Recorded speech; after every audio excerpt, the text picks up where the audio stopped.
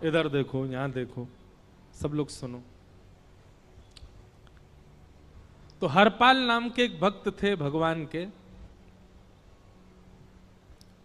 खूब भजन करते थे, खूब साधना करते थे, नाम जप करते थे, कथा सुनते थे, लेकिन वो ब्याह नहीं कर रहे थे। क्यों? उनकी इच्छा थी कि जैसा मैं भजन करता हूं, जैसी मेरी भक्ति है, जैसा मेरा भाव ठाकुर जी के प्रति है, ऐसी कन्या मिले तो मैं ब्याह करूंगा, नहीं तो जीवन भर ऐसे ही रहूंगा। तभी उनके किसी रिश्तेदार ने आकर के बताया, बोले तेरे लायक कन्या मिल गई मुझको। तो हरपाल जी बोले, क्या क्या गुण है उस कन्या का? बोले उस कन्या ने शर्त रखी है, मैं उसी से ब्याह करूंगी जो रोज 1000 संतों को प्रसाद पवाता हो। हरपाल जी बोले, अब तो मुहूर्त भी नहीं निकलवाना, कल ही ब्याह करवा दो मेरा। ऐसी कन्या से तो मैं बिना मुहूर्त के ब्याह करूं। मुहूर्त उसके संग देखा जाता है जिसके संग यह संकोच हो या फिर यह दुविधा हो कि पता नहीं जीवन कैसा चलेगा। इससे तो मुझे भरोसा है बढ़िया जाएगा मेरा जीवन, इसी से ब्याह करा दो। कन्या ने शर्त रखी, हरपाल जी हम आपसे ब्याह तो कर रहे हैं पर हमारी शर्त मंजूर है ना, रोज 1000 संतों को प्रसाद पवाना पड़ेगा। बोला मैं निश्चित करूंगा, आप ब्याह कर लो। और ब्याह हो गया। हरपाल जी रोज 1000 महात्माओं को प्रसाद पवाते। अब देखो, अगर कोई संकल्प ले ले कि मैं 1000 महात्माओं को प्रसाद पवाऊंगा, अगर 100 महात्मा ज्यादा बढ़ जाएं, 200 महात्मा ज्यादा, उनको मना करेगा क्या? वो तो फिर अपराध बनेगा उससे। प्रसाद पवाने का संकल्प लिया तो जितने आए सबको बैठाने की जिम्मेवारी उसकी। ऐसी कथा में भी होता है, कथा में जितने लोग आए सबका स्वागत होना चाहिए, सबके लिए स्थान पर्याप्त होना चाहिए। कई जगह प्राइवेट कथा करा, हम तो मना कर देते, मत कराओ भैया, आपको अपराध लगेगा। क्यों? वैष्णव को पता चला कि कथा हो रही, वो सुनने आ गया, जगह नहीं मिली या फिर वो बैठ नहीं पाया, तो खाली रहे भले ही स्थान, पर फिर भी स्थान बड़ा रखो ताकि कोई भी आए तो कोई रहे ना कथा से, नहीं तो कथा कराने वाले को अपराध लगता है। वैष्णव बिना सुने चला गया। तो हरपाल जी ने नियम ले लिया, रोज 1000 महात्माओं को भोजन कराते। अब 1000 की जगह कभी कभी 1200 भी हो जाते, 1300 भी हो जाते, 1500 भी हो जाते। लेकिन हरपाल जी करते कुछ नहीं थे, कमाई का कोई जरिया नहीं था, केवल दादा परदादाओं की पुश्त से जो उनके पुश्तैनी धन था उसी को ही खर्च करते जा रहे थे। 1 साल तक बढ़िया चला, 1.5 साल बढ़िया चला, लेकिन 1.5 साल बाद धीरे धीरे धन खत्म होने लगा। जैसे ही धन खत्म होने लगा, हरपाल जी बड़ी चिंता में आ गए, क्या करें। पत्नी को नहीं बताते थे। क्यों? बोले इससे तो शर्त लगी, इसको क्यों बताऊं अपना दुख, इससे तो शर्त मेरी यही शर्त थी कि रोज 1000 संतों को भोजन कराना। तो हरपाल जी ने बाहर जाते और दुकानदारों के यहां से जाकर के कर्जा लेने लगे। वो पुराने संपन्न थे तो किसी ने कर्जा देने से मना भी नहीं किया, सब देने लगे, बोले ले जा। इतना कर्जा कर लिया, 6-7 महीने तक कर्जे में भी उनके संत सेवा बंद नहीं हुई। 6-7 महीने बाद मांगने वालों ने मांगना शुरू किया, बोले हमारा दो, हमारा दो, हमारा दो। किसी का नहीं दे पाए तो पूरे नगर में ये हो गया कि भैया हरपाल जी अब पहले जैसी स्थिति में नहीं है, कर्जा इनको देना बंद करो, ये देते ही नहीं है पैसा लौटा करके। सब बिगड़ने लगा, धन नष्ट हो गया, इज्जत चली गई, लेकिन उनकी संत सेवा नहीं रुकी, रोज संत सेवा करते। एक दिन मन में विचार करने लगे, अब क्या करूं, अब तो मुझे कोई कर्जा भी नहीं देता, गहने भी सारे बिक गए, धन भी सारा खत्म हो गया। तो हरपाल जी ने मन बनाया कि मैं चोरी करूंगा, और चोरी करके ठाकुर जी, आप लोग मत करना ऐसा, चोरी करूंगा। हरपाल जी चोरी करने जाने लगे, लेकिन हरपाल जी का नियम था कि वो किसी के धन की चोरी नहीं करते थे। संपन्न लोगों के घर में जाते थे और उनकी रसोई घर की सामग्री चुरा लाते थे, चीनी, दाल, आटा, चावल, मूंग, नमक, मिर्च, ताकि भंडारा हो जाए सवेरे। इस प्रकार महाराज चोरी होने लगी। एक घर की हुई, दो घर, अब तो हल्ला होने लगा। बोले कि घरों की सामान राशन चोरी हो जाता है। वो बड़ा विचित्र चोर है, धन नहीं चुराता है, राशन चुरा के भागता है। ऐसी चोरी होने लगी महाराज। अब तो लोगों ने अपने अपने घरों में पहरेदारी शुरू कर दी कि चोरी ना हो। तो हरपाल जी को और दिक्कत होने लगी, क्या करें, कैसे करें। धीरे धीरे हरपाल जी इस स्थिति में आ गए कि अब संपन्न लोगों के यहां उन लोगों को ढूंढते जो ना कभी संत सेवा करते ना वैष्णव सेवा करते, और उन लोगों के यहां जाकर के थोड़ा बहुत धन चुरा लेते, स्वर्ण चुरा लेते। करना कुछ नहीं, अपना घर नहीं बनाते थे, बसाते थे, संत सेवा करते थे।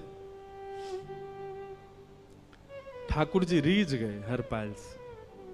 ठाकुर जी बोले, देखो ये सब चोरी कर करके और मेरे संतों को पवारा है। ठाकुर जी बोले, इस पर अनुग्रह करने जाना है। भगवान सिंहासन से उठ करके तैयार होने के लिए गए, और बढ़िया महाराज नकली सी मूछ लगा करके, ऊपर सिर पर पाग पहन करके, और थोड़ा पेट सा बाहर निकाल के, गले में खूब सारी जंजीर डाल के, हाथों की हर उंगली में अंगूठी पहन करके, सोने की जूतियां डाल करके, कौंधनी सोने की पहन करके, और एक बैंत समझते, वृद्ध लोग लेकर के चलते, बैंत, सोने का मड़ा हुआ बैंत लेकर के ठाकुर जी तैयार हो गए, एक सेठ जी बन गए। लक्ष्मी भैया ने पूछा, भगवान बड़ा सुंदर स्वरूप धारण किया, कहां जा रहे हो? बोले, अपने एक भक्त से मिलने जा रहे हैं। रुक्मणी जी बोली, मैं भी चलूंगी। भगवान बोले, तुम मत चलो, तुम उसको पहचान नहीं पाओगे, तुमसे अपराध बनी जाएगा। बोले, नहीं नहीं, भक्त दर्शन करने मैं तो जाऊंगी। भगवान बोले, जल्दी तैयार हो जाओ।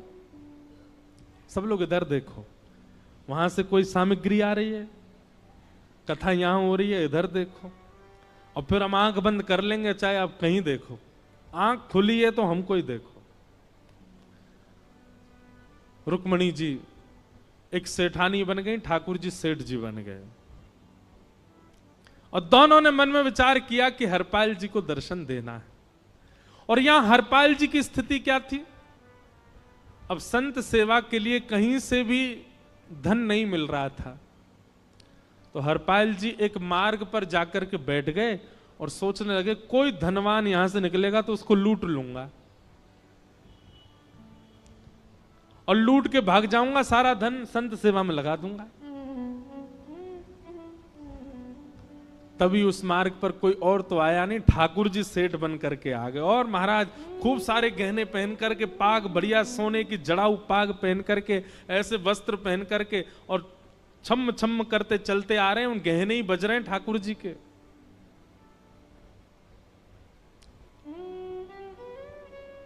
हरपाल जी ने जैसे नेत्र खोल करके देखा, ठाकुर जी के रूप यौवन और सबरी उनके श्रृंगार को देख करके हरपाल जी बोले, ये तो एक आध साल के भंडारे की व्यवस्था आ रही है सामने से। इतने में ही सेठानी जी रुक्मणी जी भी आई, उनको ओहो, ये तो कम से कम 5-10 साल की व्यवस्था आ रही है।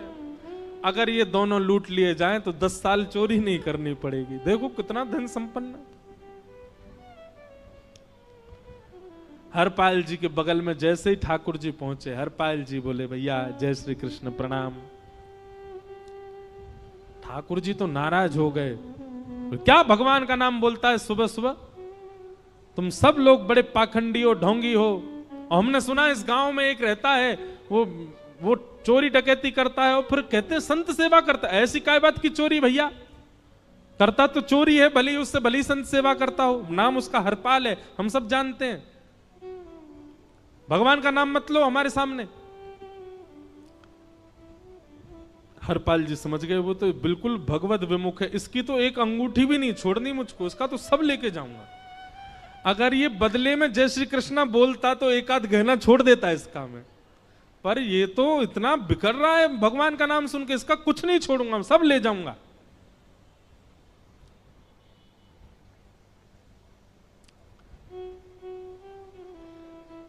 हरपाल जी बोले, हाँ भैया, एक रहता तो है डकैत इस गांव में, और उसका कोई पता नहीं है, वो कभी भी आ जाता है।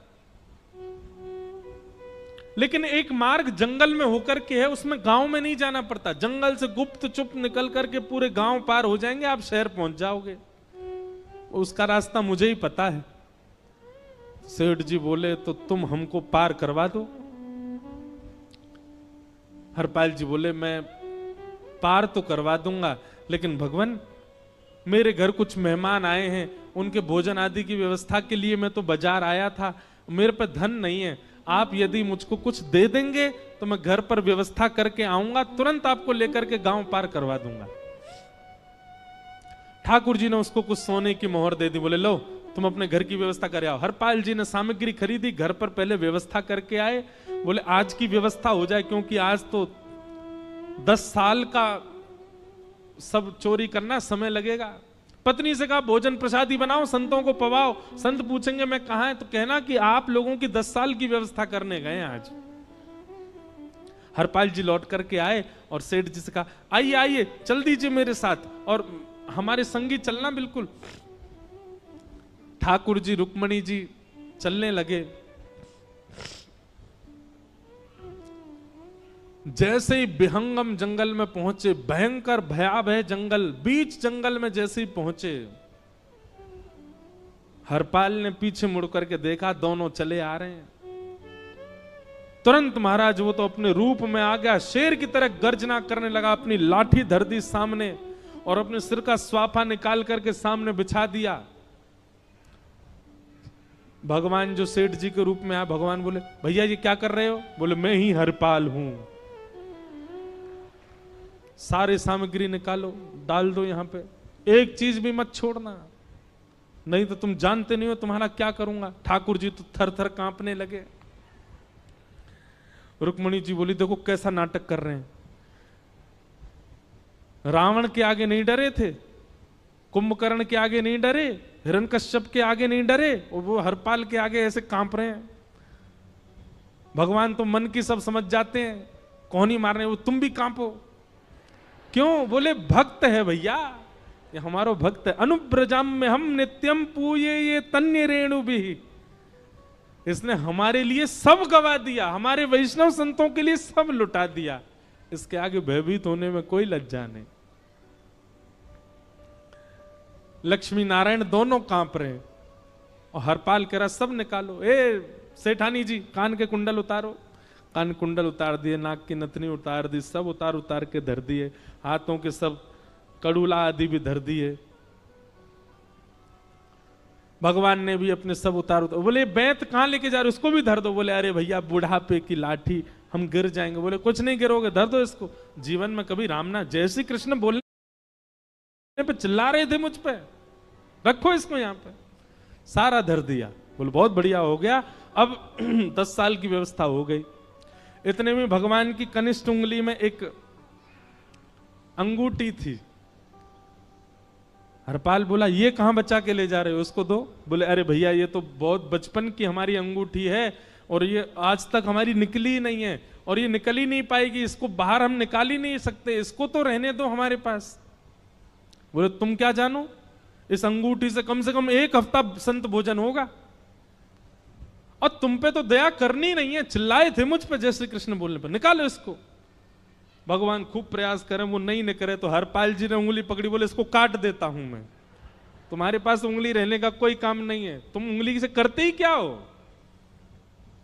और महाराज जैसे ही उंगली पकड़ करके काटने का मन किया, वो काटने ही वाले थे, इतने में ही द्वारिकाधीश भगवान शंख चक्र गदा पद्म धारण करके प्रकट हो गए सामने।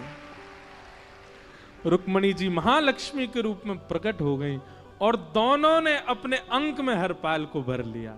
हरपाल जी समझ नहीं पा रहे ये क्या हुआ, दूर हटे। बोले नाथ, बोले हम साक्षात द्वारिकाधीश, ये साक्षात रुक्मणी तुम्हारी भक्ति से प्रसन्न होकर तुमको दर्शन देने आए हैं।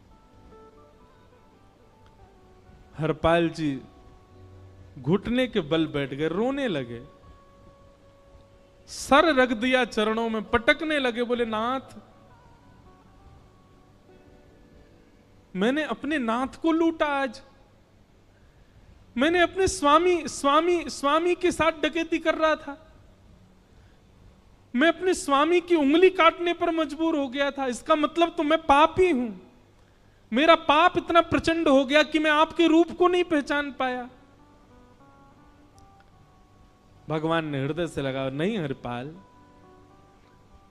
तुमने कभी अपने लिए प्रयोग थोड़ी किया। तुम्हारी पत्नी भूखे सो जाते हो, लेकिन संतों को भूखा नहीं जाने देते। ठीक है, उसके लिए भले ही तुमने वह गलत मार्ग अपनाया जो नहीं अपनाना चाहिए था, परंतु उसमें उद्देश्य कोई और तो नहीं था, मेरे जनों की सेवा ही तो थी, मेरे वैष्णवों की सेवा। और देखो हरपाल, एक मेरी बात सुनो, आज तुम्हारे मन में ग्लानि होती है कि तुमने दूसरों का धन हड़प करके और उससे संत भोजन कराया। वास्तव में इसका विधान शास्त्रों में यह बताया गया, जिसके धन से भोजन बना और संतों ने पाया, परोसा भले ही किसी ने भी हो, कार्यक्रम भले ही किसी ने भी कराया हो, पर धन जिसका लगता है पुण्य उसी को मिलता है।